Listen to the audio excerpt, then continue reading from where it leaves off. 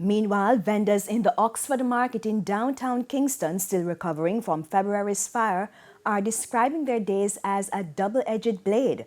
They say they had to rebuild without any assistance from government and in the interim, a cat-and-mouse game with the police because they refused to stay inside the condemned structure.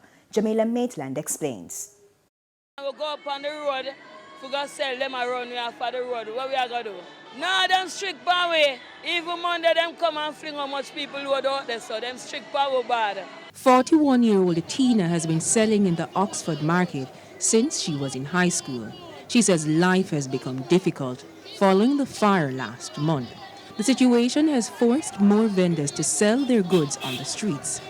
On the outskirts of the market, shoppers told us that they like the convenience of buying on the streets, arguing that the market is unsafe. But according to the police, they have to balance the vending with law and order. We have to be sympathetic based on the fact that we've had 3 fires in less than 3 months. But we still have to ensure that our roadways are kept clear.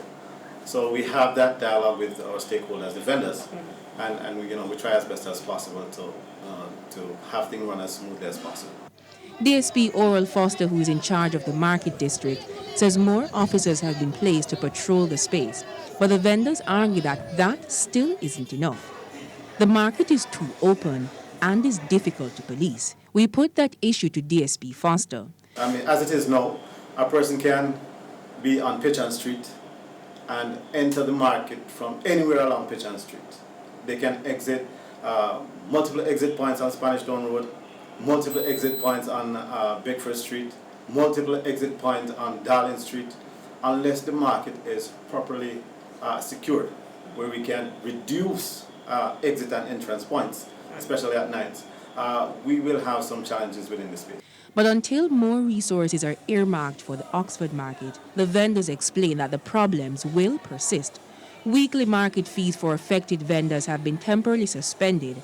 The municipal authority says their insurance coverage does not cover damage to vendors' goods, only to the building.